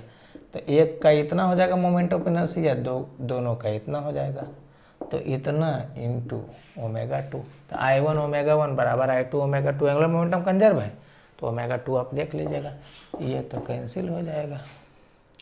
ऐसा करिए, चलिए ठीक है रहने दीजिए, ऐसे 2 से भी मल्टीप्लाई कर दे सकते हैं, तो 2 से मल्टीप्लाई कर दीजिएगा तो ये कैंसिल हो जाएगा, ये भी कैंसिल हो जाएगा, यहाँ 2 और आ जाएगा, तो कितना हो गया m ओमेगा 1, उधर से फेंकिएगा तो m प्लस 4m, इतना ही हो जाएगा ओमेगा 2, तो capital M by m plus 4m into omega 1, यही मैच कर जा रहा है। ठीक है, तो वही हो जाएगा। चलिए 55, ये 54 था। ये ढंग का एक सर्कुलर रिंग वाला में भी किए हैं, वो देख लीजिएगा, दोनों एक ही टाइप का है। दिया हुआ 2 identical particles move towards each other with velocity 2v and v respectively, the velocity of centre of mass is, तो दिया हुआ है कि आइडेंटिकल मास है, तो एक इस डायरेक्शन में जा रहा है 2v से, और कह रहा है कि एक दूसरे के तरफ चल रहा है। ठीक है, तो इसका मास m है, ये इधर v से है, तो वेलोसिटी ऑफ सेंटर ऑफ मास कितना होगा, तो m1 v1, और ये इधर है तो हो जाएगा माइनस के साथ बाई टोटल मास 2m, कर लीजिएगा तो ये हो गया v/2, तो सेंटर ऑफ मास का वेलोसिटी इतना है। ठीक है, और ढंग से कर सकते हैं, कुछ है नहीं इसमें, दूसरा ढंग से क्या करिएगा, एक हम खाली ऐसे ही बता रहे हैं कि आप ऐसा सोच सकते हैं कि यहाँ पर 2 पार्टिकल चल रहा है, मैंने हम एक ऐसे ही बोल रहे हैं कि एक इस डायरेक्शन में चल रहा है mv से। ठीक है, कितना भी ढंग से कर सकते हैं, यहाँ भी चल रहा है एक mv से, चूँकि मोमेंटम करना है तो ऐसा सोच सकते हैं mv से, तो इस दोनों के कारण तो सेंटर ऑफ मास नहीं चल रहा होगा, m1 v1 m2 v2 बराबर है, तो इसके कारण तो नहीं चल रहा होगा, केवल इसी के कारण चल रहा होगा। ठीक है, तो वेलोसिटी ऑफ सेंटर ऑफ मास कितना हो जाएगा, तो मोमेंटम ऑफ सेंटर ऑफ मास इतना हो गया, अब मास इतना हो गया। अरे जैसे ये बस मन लगाने के लिए हम खाली बताएं, इसमें कुछ है थोड़ा ही, इसको कर लीजिएगा चलेगा। वो हम एक थोड़ा सा दूसरा व्यू से बताएं कि इसको कोई ऐसा सोचेगा, तो ये ख़त्म हो गया, इस ढंग से कर सकता है। समझ में आ रहा है कि नहीं, तो ओके हो गया, अब तो लगता है चैप्टर ख़त्म हो गया। हाँ, क्वेश्चन नहीं है, तो देख रहे होंगे कि जितना भी टाइप आपको क्लास में करवाए हैं, अगर उसको ध्यान में रखिएगा तो कोई ऐसा क्वेश्चन नहीं है जो कि आपसे छूट जाएगा, बनेगा ही। ठीक है, अब पहले जो आ रहा है वो अगर बन रहा है तो आगे भी जो आएगा वो भी बनेगा। तो बस खाली मेन क्या एम है, टाइप को ध्यान रखना, जो भी टाइप बताया गया उसको एकदम अच्छे से ध्यान रखिए। ठीक है, उसी टाइप का क्वेश्चन रिपीट होता है। तो ओके।